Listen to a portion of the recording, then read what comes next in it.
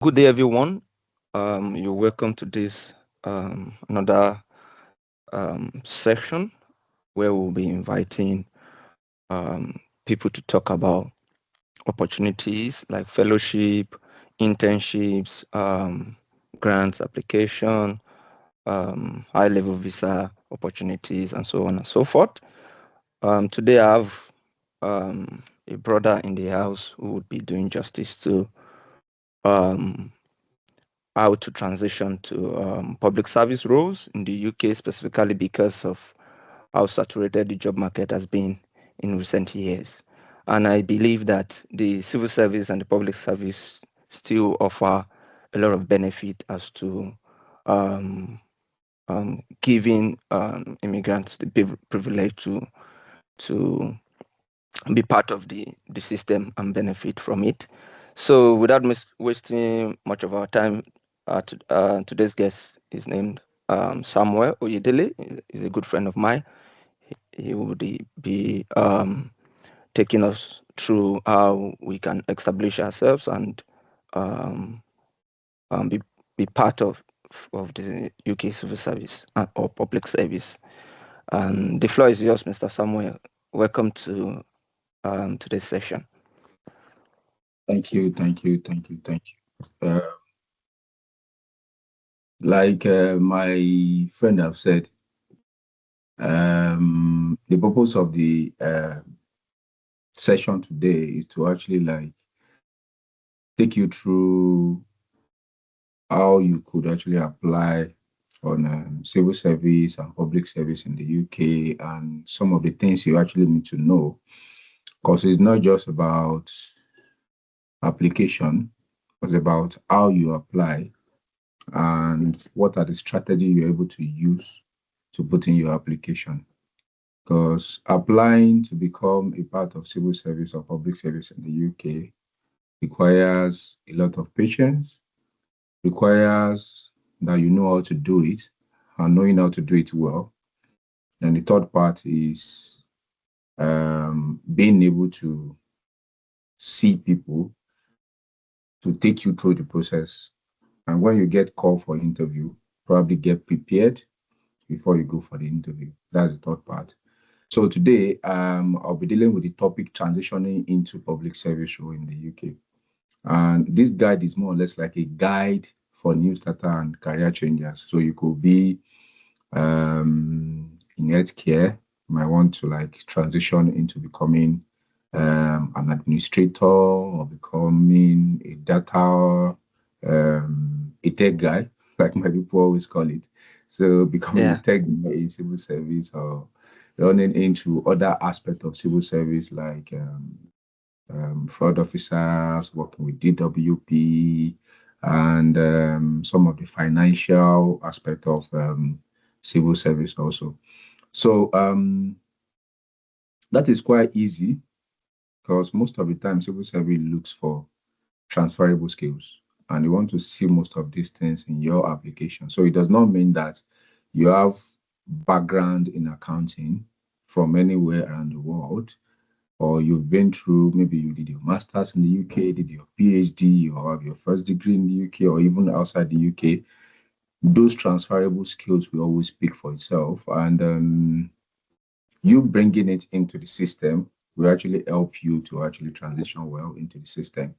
And like you, we all know, if you've been through the civil service and the public service roles, you see that most of them does not actually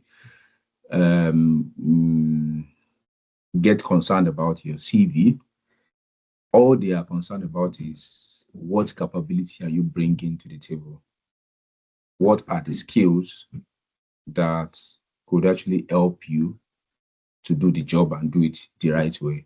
So dwelling on putting in, I've done this, I've done that, I've done this on your CV does not really matter. They want to see how you're able to demonstrate those things that you've done in the past and show that you did it diligently. There are evidences you'll be able to show. If you've been through something, you'll be able to say it, how you've done it, what are the challenges, and how you're able to navigate those challenges, and how you work with your team to achieve the best outcome. So I believe going through and knowing how to do it will actually Yeah. help people to actually like transition well. And this is Yeah. actually applicable to people that have just finished their masters, people that have Mm. just finished their PhD also, Yeah. because Mm. academia is different from work life. Yeah. It's different They from are the, two different. say maybe the industry. Yeah. Exactly. So, Yeah. so, so, so Yeah. I the think it's kind a of it's vibes yeah. Yeah. you're bringing from academics is different from what you're going to use in public service or Yeah. even Uh, job market entirely. So you yeah. need to like reset There's your a need mindset to for forget that. adaptability. You must be able to Exactly. adapt. Yeah. Mhm. At this stage, I'll go to the first slide. Mm. So it says, why consider public service? Actually, we all know that the baseline for anyone looking for job is to actually Mm. um be able to afford their day-to-day living expenses, and or for financial reasons. And I believe there are different kind of job. Okay, private industries, we have government, parastatals, ministries, and agencies. And because we are dwelling on civil service and public service today, I would streamline the benefit to public service. And one of the first benefit is meaningful impact on community. I said this because, you know, public service or civil service actually mean that you're working with the government, Mm. right? And you're making impact. Either you like it or not, you're making impact. Your day-to-day job actually impacts lives. Mm. If you are a data analyst, you collate data, you work on them, you present them, and those things actually come together to inform policymaker on what to do next. Yeah. And those policymaker, the policies they put in place impact life. So you've contributed to. So that's what I mean by meaningful impact on community. And the Mm. second one is stable employment and flexible Mm. working. In the UK today, um, public service and civil service is much more stable compared to private. And flexibility, I believe some private organizations also encourage flexible working. However, they Mm. have limit to it. Some will tell you you have to come to office 3 times a week, 2 times Yeah. a week, Yeah. and some are Flexi hours. completely flexible. Mm. Thank you, exactly. So, but for public service, we have many of the public service that their aim is to cut their emission, Okay. and they are working towards net zero. So they would rather think, because we are working towards this and want to reduce their emission. Mm. So our workers driving to work means they are contributing to Emission. greenhouse gases and emissions. So instead of that, if you work at home and you can Yeah. still achieve the same level of productivity or more, they Mm. rather want you to stay at home. Mm. Makes So the sense. flexibility is more And in job public service, security, as you said. and job security is there. So stable Mm. employment. Then the third one is large variety of role. As we all know, if you go to civil service today, the minimum number of role you could actually see or come across on civil service will probably be in thousands, Mm. if not in multiple digits of thousands. I mean, in double digit of thousands, around 12,000, 14,000. You understand? So it means there are loads of role or many roles that your transferable skills could actually fit, and it's easy for you to actually search through those through the civil service and job platform and see those roles there if you are diligent enough. So large variety of roles. For example, you have in private sectors, they might need just one person. In Mm. public sector, sometimes they might need 150 people. I've seen a Mm. civil service job that need 500 people at once before. Yeah. I So think there was a time that the pension I mean prison officers role, Exactly. and then this DWP. That DWP, yeah, exactly. they recruit a lot. Sometimes you see 80 at a go, Mhm. 20 at a go. Yeah, Mm. a I lot think of roles. the recent one I saw was Even the police. HMRC as well. Exactly, yeah. Mm-hmm. HMRC, you have valuation agency. Then Home office. yeah, the one I saw recently was this infectious blood compensation scheme or something. They were Oh. recruiting more or less like a customer service role or admin role. They were Mm. recruiting up to 600 people at once. So I was Wow. like, wow, Um, that is very rare in private sector. So yeah, that, yeah. that that's one of the benefits of public service or civil service. So Mm, clear progression pathway is the last one here and the mm, benefits. So in public service, if your transferable skill fits a role, you could decide to just stay on that path, develop yourself, progress further, and see other higher roles within the same line of job. So it's easier for you to actually see that and get that in public service compared to private sector. So mm. though they pay, I wouldn't I wouldn't go without stressing on that. The pay Mm. is a bit lesser compared to private sector. So an Yeah. average public sector or civil service Worker. employee, if Mm. he's earning or she is earning, let's say 30,000, the same kind of role in private sector might probably earn you up to 40,000 pounds. You Mm. understand? But the trade-off is on your probably your pension. Yeah, the pension is And huge. yeah, the trade-off is on your pension, you understand. Mm. Then job security also sometimes, because I've been to many places that they will tell you how, and I have some of my friends down in Northwest, they will tell you a company is folding up, closing down, or something like that. Yeah. So it Mm. hardly happen in public service and civil service. It hardly happen. They might want to shed weight. You Mm. understand, lay off some people, but there's still a room for redeployment. You Yeah. understand? They can Yeah. still deploy you to other part of the business, Other. Yeah. station, understand? So Mm. that's part of it. So I'll go to the next slide. Yeah. Is UK public sector landscape here. So the main sector here in the UK, number one is civil service. And part of it, you have Home Office, you have DWP, you have HMRC, you have DVLA, then you have Office for National Statistics. Mm. So DWP is Department for Work and Pension, HMRC is His Majesty Revenue and Custom, DVLA is Driver License Agency, then Mm. ONS is Office for National Statistics here. So then you have UKHSA. So UKHSA is United Kingdom Health and Social Care Agency or something. Okay. Then you have NHS and health agencies. So health agencies are private Mm. sometimes, but some of them are publicly owned. You understand? So you have Mm. some of them like that. You see their role actually on civil service Porter. job platform. Yeah, Mm. you see them like maybe they are private, they are not NHS, but their But. role will obviously be put on civil service where you know that they are publicly owned.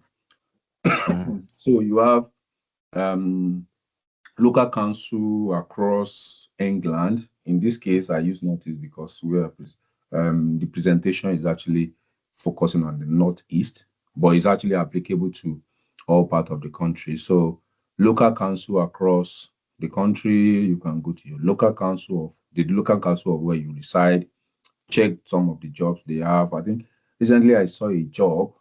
The job was the council was looking for people to mount their CCTVs. So each council do have CCTVs around the towns or town center or even the council. So No. those CCTVs need people to mount them to monitor them. So they can catch You over get people those misbehaving, people speeding and the likes. overspeeding, Yeah. exactly.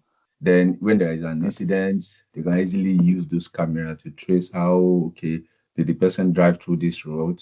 If Mm. yes, How did he drive? You understand all those things. So they need people to actually mount it. The next one is network rail. Recently, I saw it. They were saying, okay, about 1/3 of train drivers in this country will retire before 2030. So it does mean that if they are 60, 20 of them will retire between, if they are 600, 200 of them will retire between now and 2030. They will Wow. need people to replace them. And that really caused that organization, Network Rail, to reduce the number of year that you are required, the number of the age you are required to become an apprentice train driver. So from Okay. 20 to 18 years old. Mm. You understand? So you can see the benefit of that now. So it means there are loads of shortages in that sector too. Mm. So it's something you could Mm. look. You can become an rail engineer, which thing the least I have ever seen, I think one of my friends doing that role here in York, the guy earned as much as about 48 grand. And Oh, he's an okay. entry, that's an entry level. That's an entry level. You understand? So it's something good to actually look at. So I'll go to the Mm. next slide. Some of the transferable skills that they would be looking for in civil service mostly is communication and teamwork. Mm. So as we all know, in our life, generally, we do need communication. And this is part of it. They expect you to actually be grounded in those skills. Yeah. So it's easy for you to actually like interact with your colleagues at work and maybe your internal or external partners and like so. Teamwork also, because teamwork is very, very important. Mm. There is an adage that will always tell you teamwork makes the dream works. So Mm. you need to have that kind of skills. They are soft skills, but they are very, very important if you want to do well in civil service or public service. So the second one is problem solving. So problem solving is a bit should I say complex? Because it is role specific. Okay. It is role specific. Problem solving is role specific. So if your role is an admin, you understand, you know the kind of problem you might probably face. Maybe it's Yeah. from composing an email, Meals. organizing meetings, recording meetings, you understand, something like that. So, and Mm. the next one is resilience. So resilience is even in the face of problem, you still believe there will be a solution and you still Yeah. find a way You to stand actually your find ground. solution. Yeah. Exactly. So digital confidence is very, very broad. Data analysis, visualization, being able to use Excel, being able to use Teams, being able to use Mm. many of all these tools on Microsoft 360 is very, very important, and you Important. must be confident to an extent on those tools. So customer facing experience, some of those roles actually require you to face customers. For example, it might not be physical customer facing kind of, it might Mm. even be on phone, it might be virtual. You Mm. understand? But you should be able to or must be able to like face customers and provide solution where it's needed. Decision making and analysis, I've stated that before, and it's very, very important. I think decision making cut across all the grades from grade 2 in civil service up until grade 8. Decision making is very, very important, or which is also a soft skill to actually have. So I'll go to the next slide. Mm. Um, so the next slide will be national job sites. So some of these Okay. job sites are actually listed here. Mm. I have a couple of them, I think about 12, 13 of them. So you can actually So click on those I links. can add this link to Exactly. the YouTube description. Yeah. Exactly. So those links will be added. Femi will add it to the YouTube description. So that will help you. You click on them, then it will take you straight to the website of that organization. So the first one is civil service. Obviously, we all know that. And another one is Environment Agency Careers. Another one is DEFRA Job. Mm. All these are specific organizations you could actually explore. Another one is DVLA Careers, and some of them will actually like redirect you to go to civil service and jobs. Jobs, So which you is are, yeah, like the the the main ha platform. the platform housing all the Exactly. organizations. Yeah. Exactly. So you have DVLA Career, you have ONS Career, then you have and DESNZ.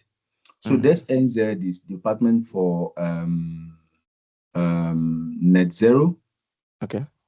Yeah, it's a new department. I think it was established quite recently. Mm. So it's a very, very new department and they are actively recruiting also. I think recently they released a lot of jobs cutting across multiple roles. Was So yeah, it's a good place to actually check also. Then you have NHS job, you have UKHSA, like I said in one of the slides. You have Home Office Career, you have DWP Career, and you have Network Rail also. Then the next slide will be about some of these sites where you can get jobs that are not even civil service. You have some of these councils, they have that their direct website. For example, in the Northeast, we have Northeast Jobs. So the Northeast job actually actually encompasses all the councils in the Northeast. wow. You Wow. understand? So this From website is separate from the civil service website. exactly from civil service. So from let's say from York up to the bound to Scotland boundary. Mm. Northeast job covers all those areas. So you can just Wow. streamline your search, check where you're checking. I think West Yorkshire should have theirs. South Yorkshire should have theirs. When West Midlands. West Midland also we have theirs also. You understand? You just Mm. check that. So depends on where you live. You understand? That will actually propel you to search more and get what you need to get. But I tell you, the civil the councils where you live will obviously be recruiting. They're always having jobs. No matter how Wow. small the council is, they're always having jobs. And some of them do have sponsorship too. Oh, Some of because them do have. that is one of the questions I'm going to ask after the presentation. How about opportunity for sponsorship? Because I think that's the key uh, point of discussion that so many people would want to take out of this presentation to know if these jobs also come with sponsorships. Yeah. Mm. So the next bit of it is to tailor your CV. Some of the council jobs require you to actually have a CV and upload your CV, but most of the civil service are just based on statement, personal statement, or capability. You understand? And that capability questions actually follow a kind of guideline. In that job role, you see the link there. You can actually go there, see what they need. What are the indicators they actually need? Is it um, um, making decisions? What are the indicators? Okay, Mm. able to make decision in the face of difficulties. You understand? So they will have all those indicators that will actually be there for you to see. And those things you can use it to actually rephrase some of your response to fit Mm. what they actually need. So that's why I call it using capability, using the capability and star approach. So the star approach is the situation, task, action, and result. And there is a key, there is a bait here. If you are describing your situation, just put the situation and put the semicolon there and describe that situation. So if you are That, describing your so task, it's obvious. You make is it so that it's obvious. obvious to anyone reviewing your application. You get, so you don't just put things there and expect people to figure it out themselves. You figure it out so Mm. that it will make their job much more easier. So Yeah. that would be my admonition. So yeah, I think that is the last slide. So thank you. Any question for me? Wow.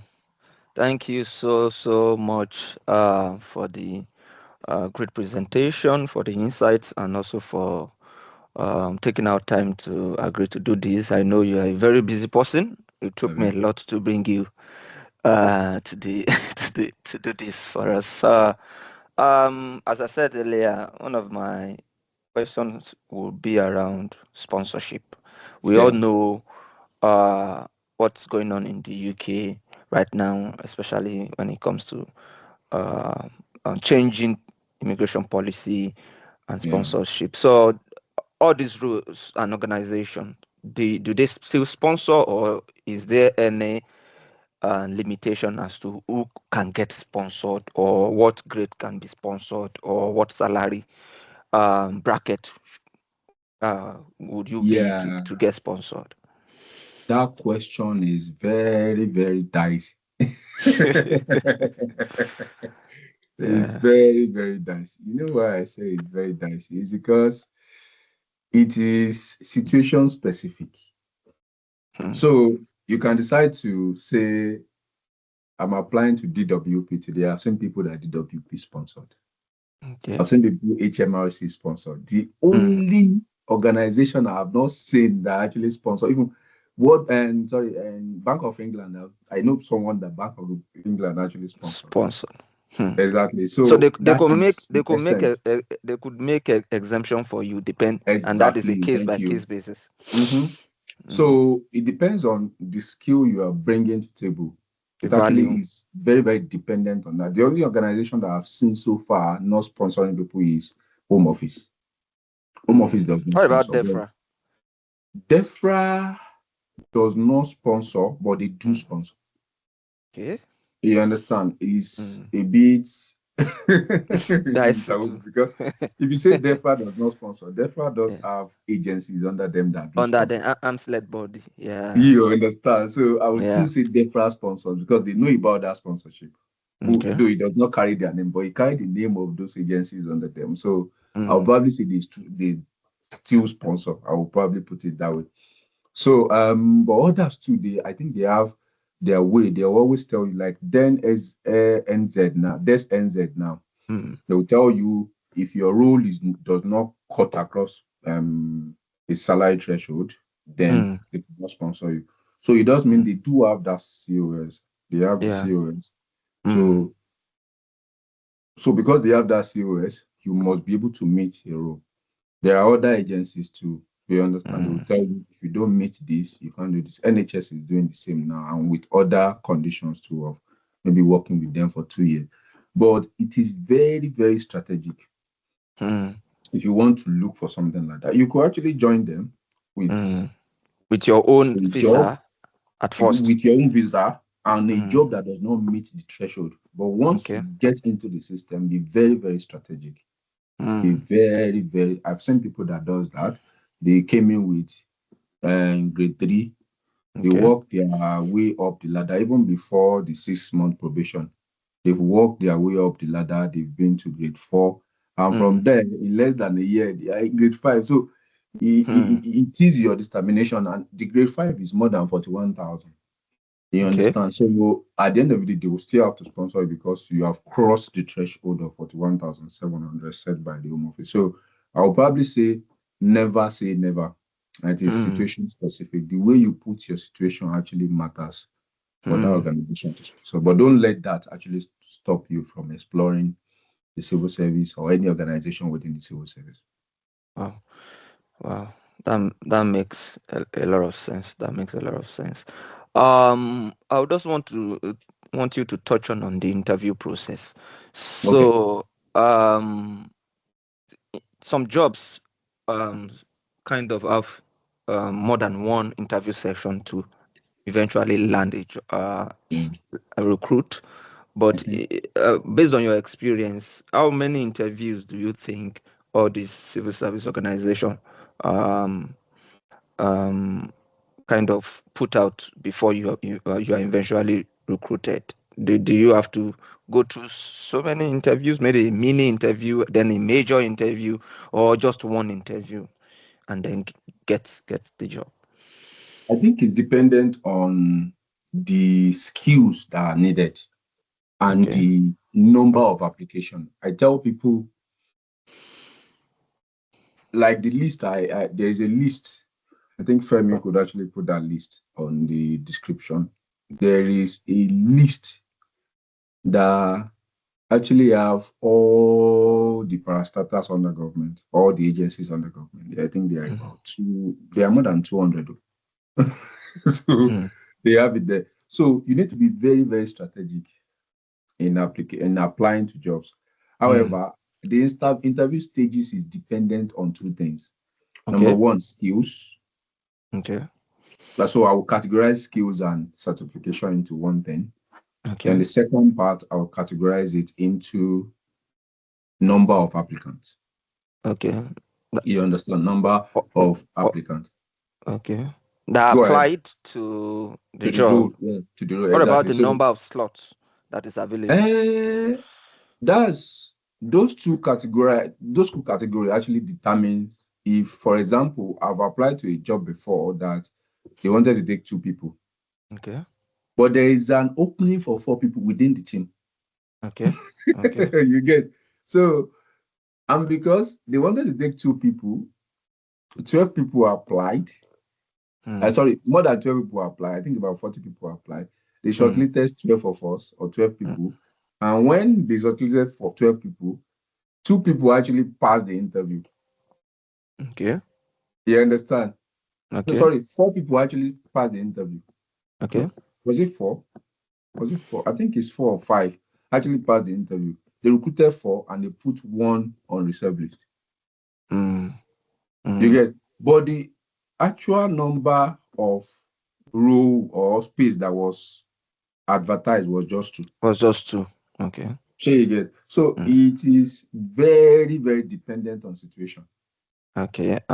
You get. And then it could be that maybe uh the job, the vacancy that was available before was not that much, but Exactly, during the yeah. shift process, Mhm. maybe another position become vacant. Yeah. That might warrant them to put you on reserve and call you for an additional interview Exactly. Yeah, before you can land the job. exactly. Okay, that makes a lot of sense. That makes a lot of sense. So if the role requires some top end kind of skills, you do have Yeah. those skills. They've Mm. seen they maybe, for example, they needed to like recruit two people. Mm. You have those qualifications. The second the other three people or four people have the same qualification, and you have almost the same kind of marks. Mm. Then they can say, do we how can we do it as not to be biased towards these Okay. people? Set So up let's another. set another stage of interview. So that Okay. stage will now be, are you a member of a chartered so? You Mm. understand? Chartered institute of so in your field. Or are you a member Mm. of this institution? Are you a member? So those that have that, they will use that to streamline the number of candidates remaining.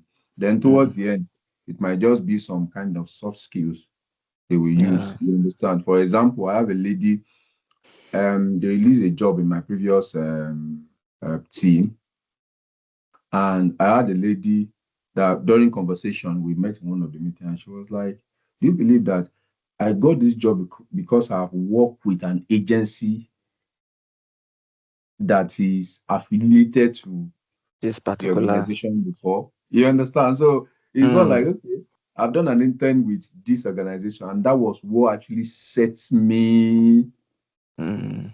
Apart from aside for the. this trip. You understand? So other Yeah. people were not able to get, but she was able to get that because this is what actually give her the edge. So I would just say most of the Mm. time it is situation not dependent. You understand? Mm. If the stages will be more than one or two One, or two, three, or but most three. of they will not Mm. tell you if it is two.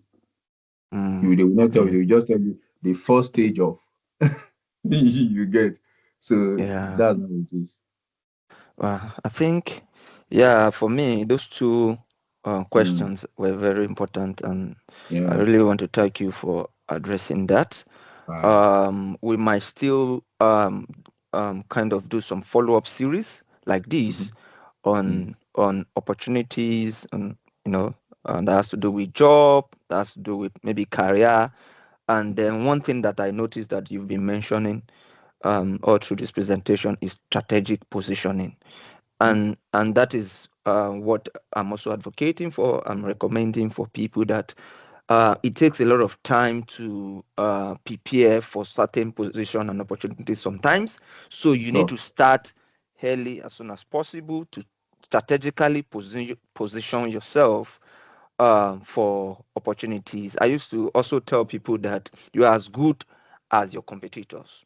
Sure. Yeah, I know there's the aspect of the spirituality, but you are as good as your competitors. If you don't have it, you do not have it. And That's if it, bro. and there's no kind of there's no bias here, or being too emotional or sentimental. If they feel this person has position his or herself strategically over you, then they would definitely pick this person. So I hear you mention preparation, which is Yeah. key, then Mm-hmm. knowledge and seeking information. That is Yeah. Yeah. being aware of where to search for these opportunities is also Yeah. key. Then strategic positioning is key. Then you also talked about um, ability to demonstrate your capacity, your capability, and your skills, Very key. which also key.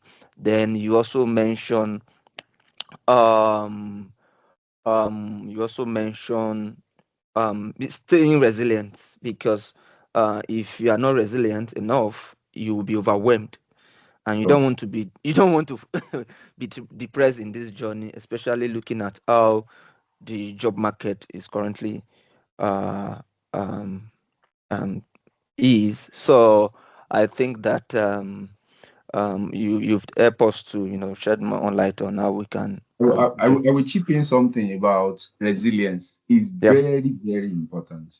Mm, Very, very. I could remember during my own stuff. I was in healthcare and I was trying to like navigate my way. You understand? So, yeah. my role in healthcare was quite posh. Mm, It was quite posh, but yeah. yet healthcare is healthcare. Yeah. I needed to like explore You want something new. something So yeah, different from you healthcare. understand. So Yeah. I needed to like explore something new, and I will tell you I applied to 168 jobs. I Yeah. did 27 interview all across the country. I traveled You far so and wide. that means you were not location specific. No, I was not location So specific. I so that needed that job means whoever needs desperately. seriously desperately Hmm. needs job cannot Hmm. afford to be location specific. At all, at all. The main thing Mm. is you need the job. When you get into the system, there will be a then way. then then you start looking for that location Exactly. that So, suits your own hmm preferences. Yeah, I hmm get. I think that is so also another key important, because I see mm, some people, when looking at the situation of the country now, and mm, then you still want to streamline your hmm application to specific region or specific country. hmm The UK has about 4 countries in it. yeah, So if you are desperate that much, you don't want to care if it's mm, England, if it's Scotland, if it's Northern hmm Ireland or Wales. yeah, Yeah, you want exactly. to spread your tentacles so that you can, catch the big fish that you're looking for. Hmm And yeah, I think the guides and the tips and tricks that you've dished out today mm. would go a long way to